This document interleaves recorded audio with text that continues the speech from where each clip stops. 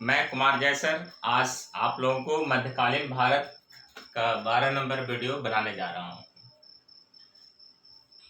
आप वीडियो देखते हैं, वीडियो को लाइक कीजिए, सब्सक्राइब कीजिए और लोगों तक अधिक से अधिक इसको ग्रुप में शेयर कीजिए।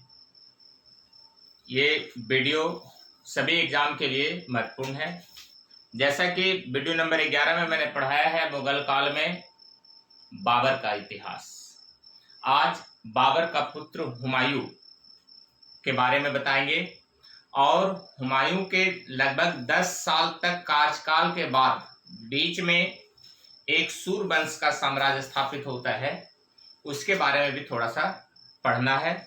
और उसके बाद फिर अगला वीडियो में हम लोग पढ़ेंगे अकबर का इतिहास। चलिए, तो हम लोग आगे आते हैं अपने काम पे। चलिए, पर डे की तरह एक मोटिवेशनल स्पीच यहाँ लिखा गया है कि जितना कठिन संघर्ष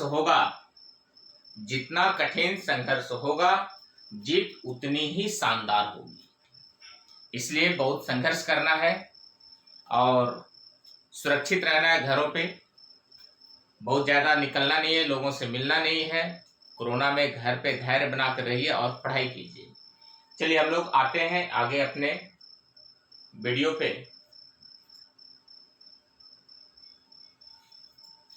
हुमायूं, यहीं से हम लोग अभी पढ़ाई करेंगे।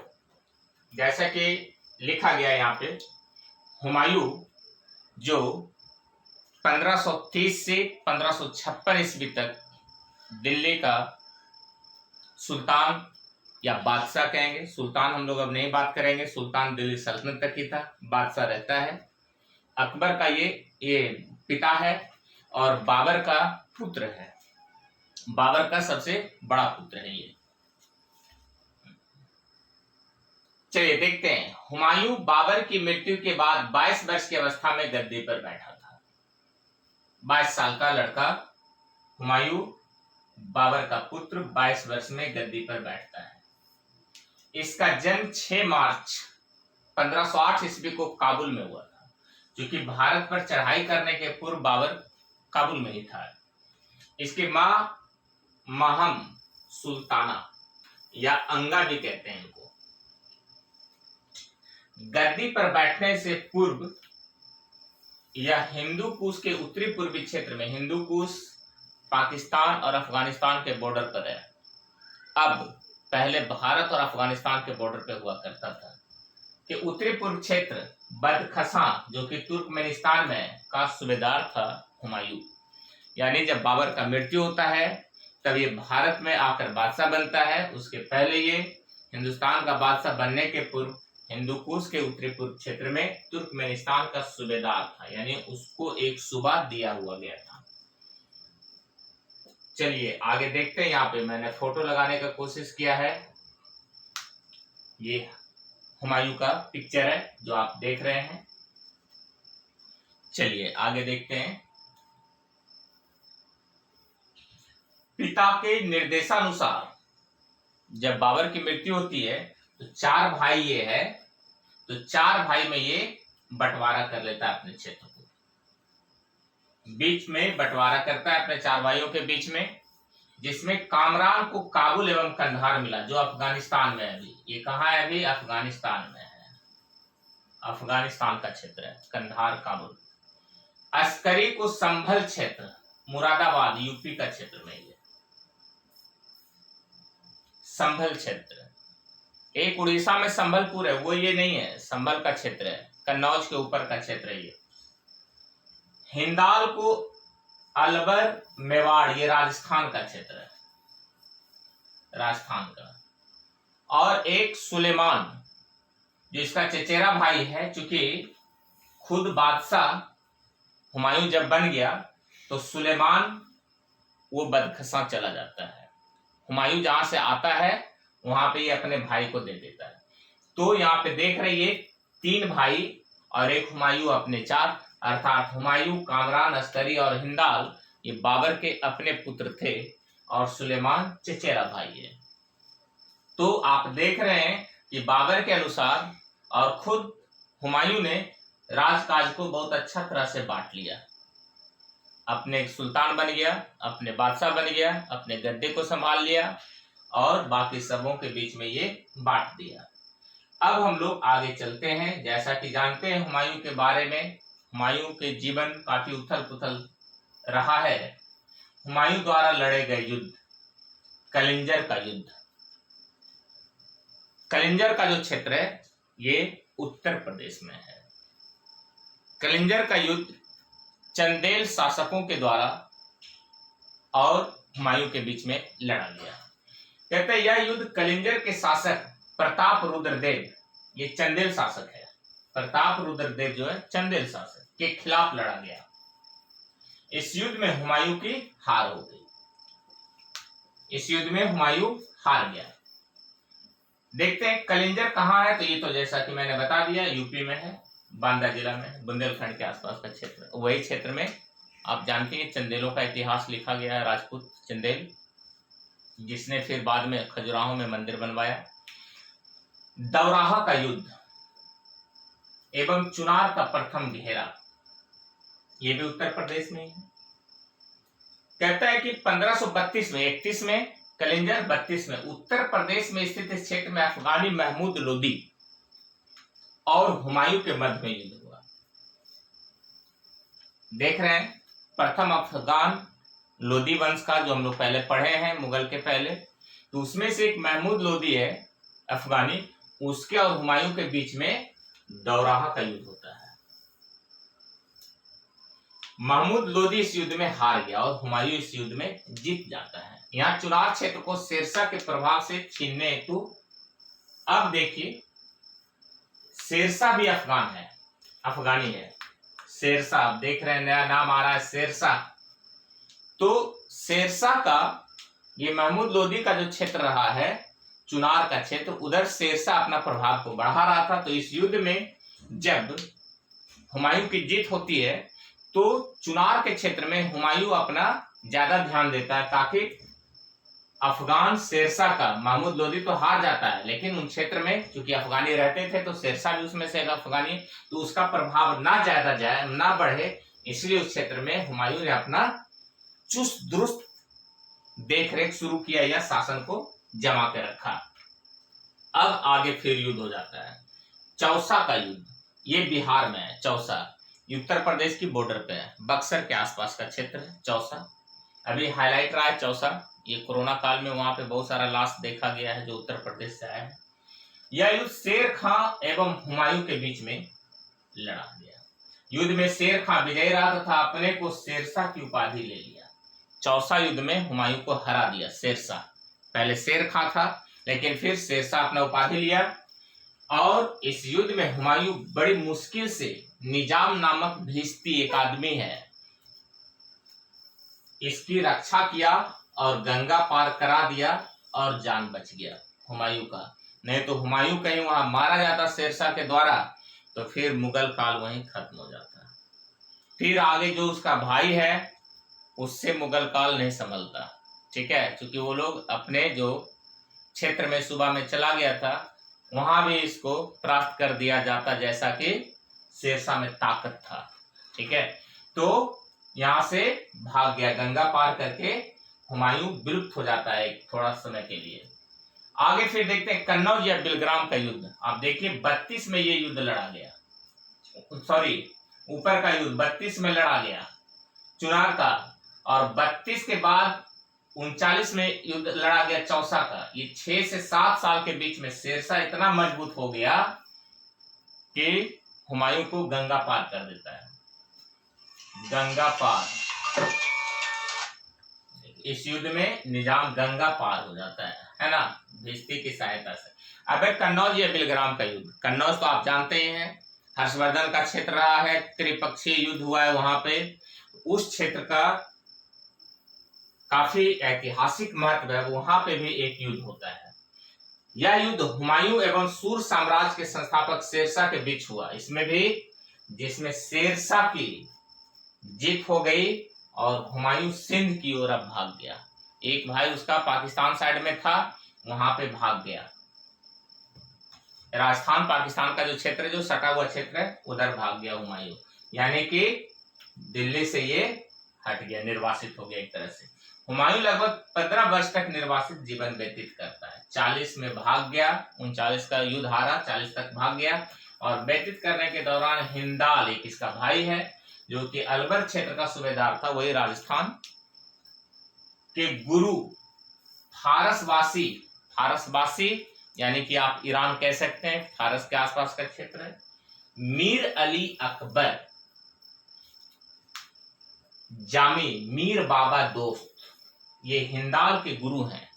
देखिए यहां से कहानी ट्विस्ट ले लेता है, अब बहुत अच्छा लगेगा सुनने में। ये मीर बाबा दोस्त और नहीं तो मीर अली अकबर की पुत्री या बेटी हमीदा बानो बेगम से निकाह हो जाता है निर्वासित जीवन के दरमियान में ही हुमायूं का।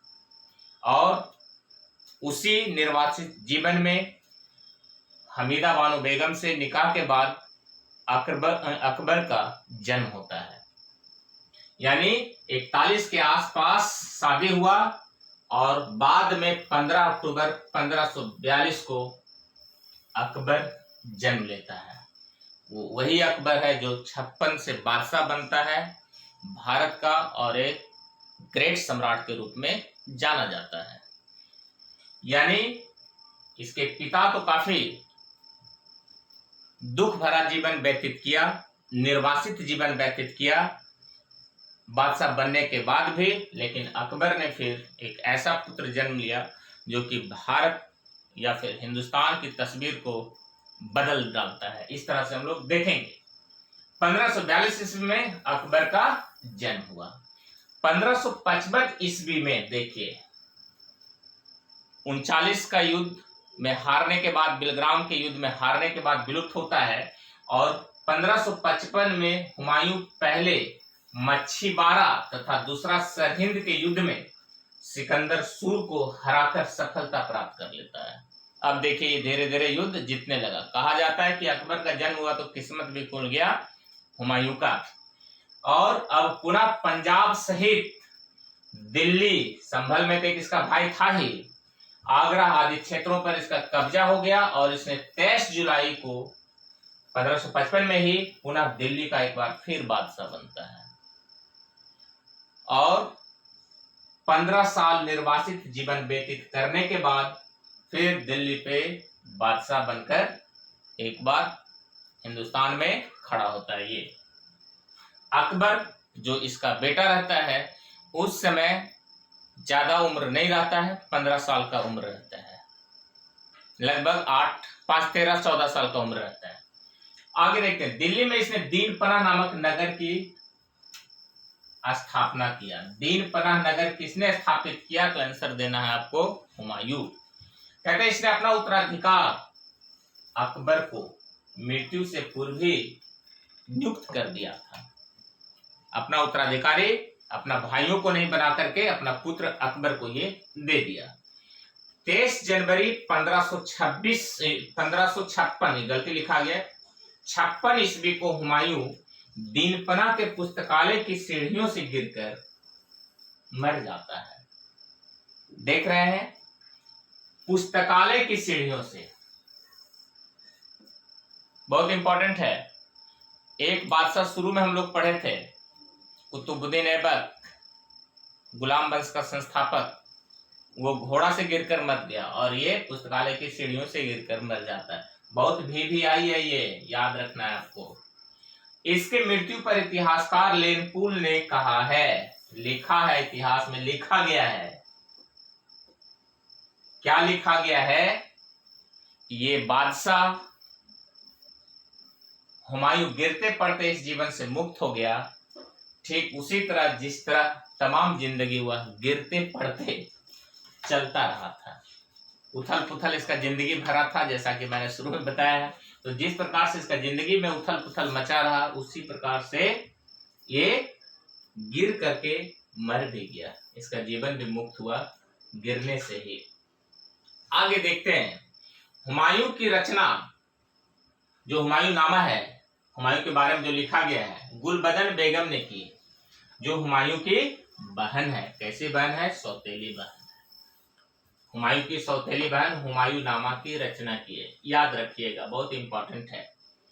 हुमायूं ज्योतिष में विश्वास करता था, याद रखिएगा, इसलिए बहुत 7 दिन में 7 प्रकार का कपड़ा ये पहना करता था और लोगों को पहनने का बात भी करता था कि लोग भी 7 तरह का कपड़ा पहने 7 दिन के लिए, सोमवार से लेकर रविवार तक। तो ये हम लोग हुमायूं के बारे में जाने। अब हुमायूं का टॉम्ब जो मकबरा है ये दिल्ली में है, यही है। आप लोग जब कभी दिल्ली जाएं तो आप देख सकते हैं हुमायूं टॉम्ब यही है, हुमायूं का मकबरा, ये पुरानी दिल्ली में है। चलिए यहाँ हम अपना भी फिगर लगाए हैं, क्योंकि मेरा बाल उड़ गया है तो यहाँ बाल वाला फिगर लगा दे रहे हैं, है ना। बाल हमको इस कोरोना काल में किसी वजह से मुड़ाना पड़ा। चलिए आगे देखते हैं फिर। चलिए यहाँ पे देखिए थोड़ा सा ऐड लगाया गया है चंपारण आईएएस के बारे में। इतने चीजों की पढ़ाई होती है ये तो आप जानते ही हैं। अभी ऑनलाइन और ऑफलाइन जो बैच चलता था तो अब केवल ऑनलाइन चल रहा है, ऑफलाइन तो बंद है अभी देखिए क्या क्या यहाँ उपलब्ध है। बीपीएससी 67 पीटी बैच, सीडीपीओ एओ प्लस टेस्ट सीरीज, पीटी का टेस्ट सीरीज, ऑब्जेक्टिव जिसको कहते हैं, ऑब्जेक्टिव ये उपलब्ध है। यदि किन्हीं को जरूरत है तो आप कॉल कर सकते हैं, जो नंबर दिया हुआ है 9128। 66 का मेंस का एग्जाम चूंकि अभी एक्सपेंड हो गया, आगे बढ़ा गया, एक्सटेंड कर गया डेट, इसलिए ये भी बैच चल रहा है। एलएसडब्ल्यू ऑप्शनल, ज्योग्राफी ऑप्शनल, ये सभी बैचें यहाँ पे उपलब्ध है। और भी है, जैसे आप एंथ्रोपोलॉजी का बैच मेंस के लिए, हिस्ट्री का बैच मेंस के लिए, ये सब हमारे यहाँ उपलब्ध है। जीएस ऑप्शनल मुख्य परीक्षा का टेस्ट भी उपलब्ध है, जो लिखित टेस्ट होता है 36 पेज का, ये भी टेस्ट भी यहाँ पे उपलब्ध है। यदि जिन किन्हीं को ये जरूरत है आप कॉल कर सकते हैं। प्लस हमारा एक ऐप है अपना चंपारण आईएएस ऐप, जरूर डाउनलोड कीजिए। यदि आप प्ले स्टोर पर जाएंगे तो बीच में गांधी जी का फिगर आएगा, यहाँ पे गांधी जी का फिगर बना हुआ रहेगा, तो आप डाउनलोड कर लीजिए, बहुत सारा आपको फायदे मिलते रहेंगे इस पे। चलिए ओके आगे चलते हैं। तो ये तो हुमायूं के बारे में था। अब हम लोग सूर साम्राज्य के बारे में पढ़ेंगे। ये ऑप्शनल पेपर का थोड़ा सा यहाँ ऐड किया गया है। अब आ गया सूर वंश या सूर साम्राज्य। 1540 से 45, यही शेरशाह सूरी जब बिलग्राम का युद्ध में हरा देता है पूरी तरह, चौसा का युद्ध में हरा देता है पूरी तरह से शेरशाह, इसके बाद से सूरवंश की स्थापना होता है, जिसको हम लोग अभी पढ़ेंगे यहाँ पे। कहते हैं द्वितीय अफगान राज, पहला अफगान राज कौन था, तो लोधी वंश था। की स्थापना शेरशाह ने की, जो उत्तरी भारत में सूर वंश के नाम से जाना गया। यानी मुगल काल के बीच में ही ये 5 सालों के लिए ये वंश शेरशाह के द्वारा संचालित होता है। हालांकि 1555 तक ये साम्राज्य उत्तरी भारत में रहता है। अब देखिए सूर वंश के पहले सम्राट शेरशाह सूरी का इंतकाल 1545 में हो जाता है। अब देखिए कुछ काम किया गया है, शेरशाह के बारे में लिखा गया है। सूरी यानी शेरशाह सूरी ने 1540 से 45 तक शासन किया, लेकिन ये वंश 56 तक चलता है, 55 तक। उसके बाद फिर एक बार दिल्ली का बादशाह हुमायूं बनने के बाद फिर अकबर इसको कंटिन्यू करता है। उत्तर भारत पर शासन किया, सूर वंश कहाँ, उत्तर भारत पर। सूर साम्राज्य के संस्थापक कौन थे, शेरशाह सूरी थे। शासन काल में पहली बार रुपया जारी किया गया, ये इंपॉर्टेंट है। इसके बाद सूरी ने यानी शेरशाह सूरी ने पाटलिपुत्र शहर को जीर्णोद्धार करवाया या पुनः निर्माण कराकर पटना नाम दिया, जो कि अभी पटना है, जहां से ये कोचिंग संचालित हो रहा है। आगे थोड़ा सा और है इंपॉर्टेंट चीजें, इसको देख लेते हैं। यहाँ पे शेरशाह बाघों के शिकार के लिए भी जाने जाते थे। आपको मालूम है कि एक ही बार में तलवार से ऐसा मारा बाघ को कि 2 भाग कर दिया, 2 टुकड़ा कर दिया, इसलिए इसका नाम हो गया शेरशाह। ठीक है, आगे कुछ और लिखा गया है, इसको भी देख लेते हैं। शेरशाह ने चटगांव ये बांग्लादेश में है, ग्रैंड ट्रंक रोड का विस्तार किया, जो आज बांग्लादेश से काबुल तक मौजूद है। जीटी रोड, यही है ग्रैंड ट्रंक रोड, इसी को कहते हैं जीटी रोड, जीटी रोड। अभी हम लोग आगे भी पढ़ेंगे इसके बारे में। चंदेल राजपूतों के खिलाफ युद्ध लड़ते हुए कलिंजर के किले में बारूद विस्फोट में उसकी मौत हो गई, सूद का, शेरशाह सूद का। और हुमायूं का भी लड़ाई होता है चंदेलों के खिलाफ। चलिए आगे देखते हैं। कहता है प्रथम अफगान लोधी वंश था, जैसा कि पहले मैंने बताया, प्रथम अफगान लोधी और दूसरा अफगान शेरशाह सूरी या सूरवंश। चलिए आगे देखिए। शेरशाह का जन्म हरियाणा प्रांत के नारनौल में, जो कि अब महेंद्रगढ़ के रूप में जाना जाता है, दिल्ली से लगभग 100 किलोमीटर की दूरी पर है, 1486 ईस्वी में हुआ था शेरशाह सूरी का जन्म। बचपन में इसे फरीद खान, ये एग्जाम में कहीं कहीं पूछा जाता है, फरीद खान इंपॉर्टेंट है, याद रखेंगे, जाना जाता था। 21 वर्ष तक पिता के साथ जौनपुर राज्य, ये उत्तर प्रदेश में के अंतर्गत सासाराम के जमींदार थे। इनके पिताजी सासाराम जो बिहार में है, हालांकि उस समय बिहार उत्तर प्रदेश कुछ इस तरह से अभी जैसे राजनीतिक रूप से डिवाइड है उस तरह से नहीं था, एक जमींदार के रूप में। तो जौनपुर जो वाराणसी के पास है, राज्य के अंतर्गत सासाराम के जमींदार थे, जागीर की देखभाल करते थे और शासन का अनुभव शेरशाह को पापा के या फिर पिता के या फिर अपने फादर के साथ ही प्राप्त हो गया। इनको जमींदारी प्रथा ये लोग देखते रहे, शेरशाह उसी से इनको शासन करने का अनुभव प्राप्त हो गया पिता से ही। कहता है बाहर खां लोहानी ने फरीद को शेरशाह को मारने के उपलक्ष्य में, एक बार में शेर को मारने के उपलक्ष्य में उपाधि दे दिया गया शेरशाह। शेरशाह कौन दिया है? बाहर खां लोहानी, यानी एक झटके में तलवार से शेर को 2 फांक करने के उपलक्ष्य में बाहर खां लोहानी ने शेरशाह या फरीद खान को शेरशाह की उपाधि धारण करवा दिया। कहता है शेरशाह बिलग्राम युद्ध 1540 के आसपास का क्षेत्र में के बाद दिल्ली की गद्दी पर बैठा हुमायूं को हराकर, हम लोग देखे ही हैं बिलग्राम या कन्नौज का युद्ध में, और हजरत ए आला का एक नया उपाधि लिया और सुल्तान ए आदिल का भी उपाधि शेरशाह को ही प्राप्त है।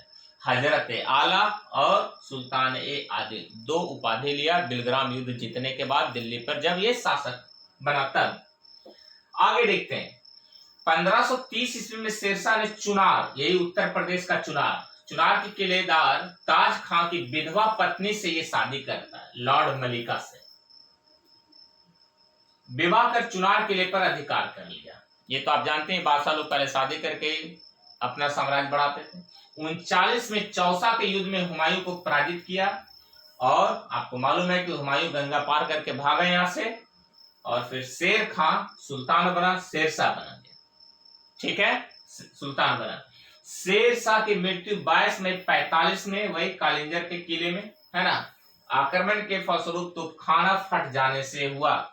कुछ इंस्ट्रूमेंट को वहां तोपखाना को अपना देख रेख कर रहा था, उसी समय तोप फटता है और फिर शेरशाह की मृत्यु हो जाती है। मृत्यु के समय शेरशाह उक्का नामक आग्नेयास्त्र चला रहा था, वहीं पे आग में ये जल गया, विस्फोट हुआ, मर गया। तो 45 में शेरशाह की मृत्यु हो जाती है। आगे तात्कालिक कलिंजर शासक कीरत सिंह, उस समय कीरत सिंह वहां का शासक था, हालांकि एग्जाम में ये सब नहीं आता है, ये सब नहीं पूछा है। सासाराम में झील स्थित शेरशाह का मकबरा हिंद तथा ईरानी वास्तुकला का प्रथम मिश्रित उदाहरण है, जैसा कि हम नीचे लगाए हैं फिगर, आपको देखने को मिलेगा। देख रहे हैं हिंद तथा ईरानी, हिंद ईरानी वास्तुकला का प्रतीक है। बिहार के सासाराम में ये मकबरा। आगे रोहतासगढ़ का किला आप देखेंगे तो शेरशाह का किला भी है, रोहतासगढ़ यानी बिहार में शेरशाह का किला भी है। तो रोहतास का किला और दिल्ली में किला एक पूहना, दिल्ली में किला एक पूहना और रोहतासगढ़ का किला ये शेरशाह के द्वारा ही बनाया गया है। याद रखेंगे किला एक पूहना जो दिल्ली में है बहुत ही फेमस है शेरशाह का वास्तुकला के अंतर्गत। शेरशाह का उत्तराधिकारी उसका पुत्र इस्लाम शाह था। अब देखिए यहीं से अब धीरे धीरे विघटन शुरू हो जाता है। इस्लाम शाह पुत्र इसका इस्लाम शाह। जैसे हुमायूं का पुत्र अकबर हुआ तो शेरशाह का पुत्र इस्लाम शाह।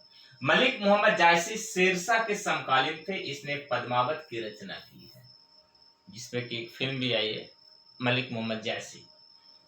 शेरशाह 1541 ईस्वी में पाटलिपुत्र को आधुनिक पटना के नाम से पुनः जीर्णोद्धार करके व्यवस्थित किया, स्थापित किया, और इसने जीटी रोड सड़क ए आजम की मरम्मत भी करवाई, जो कि अभी आप देखे थे ऊपर में, चटगांव से काबुल, बांग्लादेश से अफगानिस्तान उस समय, और अब तो केवल भारत में ही है, जो कि अमृतसर से कोलकाता के बीच में है, जिसको अमृतसर से दिल्ली NH1 और फिर इधर को NH2 बोलते हैं, दिल्ली से लेकर करवाया। और डाक प्रथा का प्रचलन भी करवाया है, डाक प्रथा का प्रचलन भी करवाया। हालांकि तुगलक काल में भी ये था, डाक प्रथा स्टार्ट हो गया था।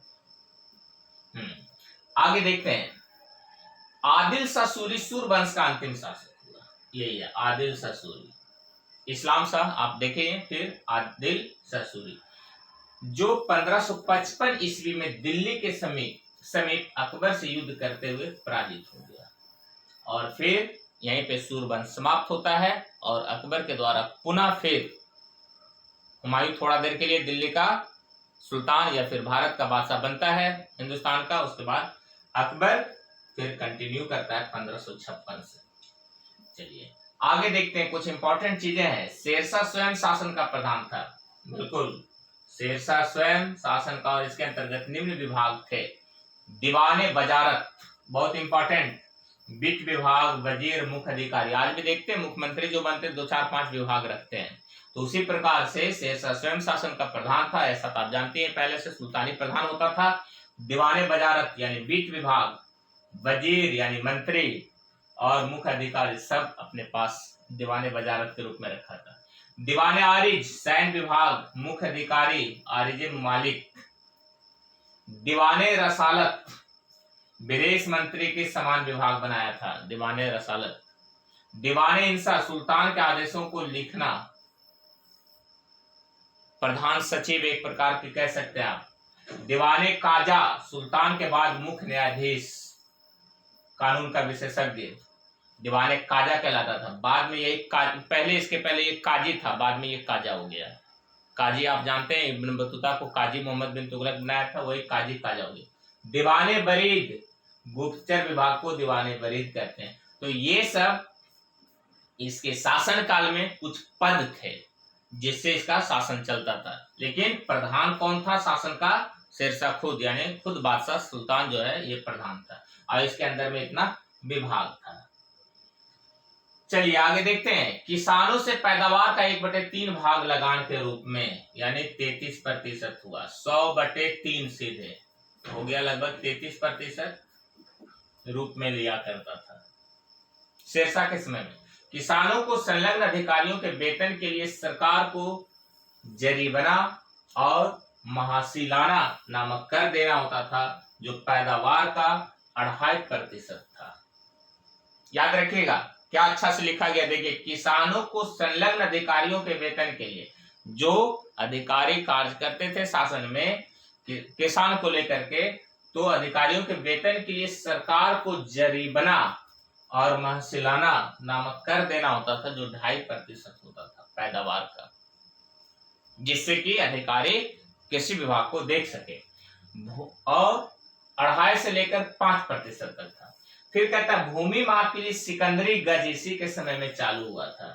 31 अंगुल या 32 इंच एवं सन की डंडी भी बहुत फेमस है, ये पूछा गया एग्जाम में, पूछा जाता है। सन की डंडी का उपयोग भूमि माप के लिए किसने उपयोग किया था? सिकंदरी गज का किसने उपयोग किया था? तो शेरशाह होगा इसका आंसर, याद रखना है। चलिए आगे देखते हैं। आप वीडियो देख रहे हैं, अच्छा लग रहा है वीडियो, जरूर सब्सक्राइब कीजिए, लाइक कीजिए, शेयर कीजिए, और बेल आइकन भी दबाइए। बेल आइकन से वीडियो यहाँ से जो ही डाउनलोड होगा तो आपके पास पहुंच जाएगा। कबूलियत एवं पट्टा प्रथा, आज देखते हैं ये हम लोग के यहाँ उपलब्ध है, कि शुरुआत शेरशाह काल से शुरू होगी। पट्टा पर आपका अपना जमीन नहीं होगा, पट्टे पे आप ले लीजिए उसमें काम करने के लिए।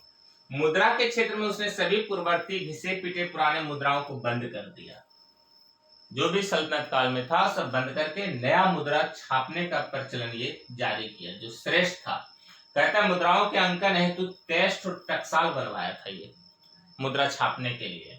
सोने के सिक्के असरफी 167 ग्रेन का, चांदी के रुपया 180 ग्रेन तथा तांबे का दाम 380 ग्रेन का चलवाया था ये। असरफी देख रहे हैं 167 ग्रेन का ही है, क्योंकि महंगा होता है इसलिए कम का ही है, लेकिन ज्यादा महंगा हो गया। और 180 तांबा का, क्योंकि ये सबसे कम इन तीनों में महंगा है इसीलिए। इन सभी सिक्कों पर शेरशाह नाम अपना खुदवाया था, जो फारसी एवं नगरी लिपि में था। नगरी का मतलब हुआ जो उस समय जो जनता पढ़ती थी वो फारसी के साथ साथ नागरी भी लिपि में लिखवाया था अपने सिक्कों पर। चलिए आगे देखते हैं। शेरशाह का समकालीन इतिहासकार हसन अली खान ने तवारीख ए दौलते शेरशाह शाही की रचना की है। किसने? हसन अली खान। यानी शेरशाह के बारे में। शेरशाह संपूर्ण शासकीय भौगोलिक क्षेत्र को सूबा, सरकार यानी जिला एवं परगना में वर्गीकृत किया था। सूबा राज्य हुआ, क्षेत्र एक बड़ा, उसके अंतर्गत फिर सरकार जो जिला होता था, और फिर परगना में वर्गीकृत किया। तो यहाँ पे परगना छोटा है जिला से और सूबा सबसे बड़ा हुआ। लेकिन अभी आप क्या देखेंगे कि जिला छोटा है, परगना बड़ा है। ठीक है, तो इस तरह से आप जानेंगे। ठीक है, परगना यानी कमिश्नरी। तो अब हम लोग इसको कहते हैं, जैसे एक कमिश्नरी में कई जिला आते हैं, लेकिन उस समय एक जिला को देखिए, सूबा सबसे बड़ा, सरकार उससे छोटा, यानी जिला एवं परगना में वर्गीकृत किया था, और भी छोटा था। सूबा कई सरकारों जिलों में वर्गीकृत था, देखिए, तथा प्रत्येक को एक सैनिक अधिकारी देखरेख करता था।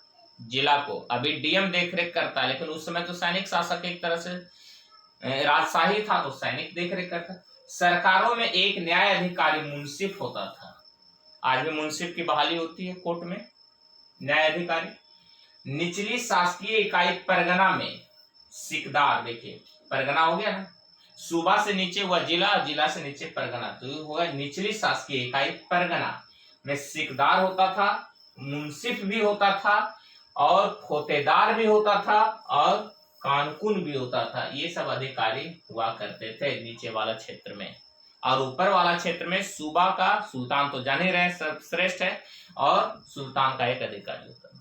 चलिए, न्याय का एक अधिकारी यहाँ पे होता था। न्याय का अधिकारी यहाँ पे आप देख रहे हैं मुंसिफ। चलिए आगे देखते हैं। फिर कानकुन ऐसे एक अभी शहर है, कहाँ? मैक्सिको में। चलिए आगे देखते हैं, थोड़ा सा और रह गया है।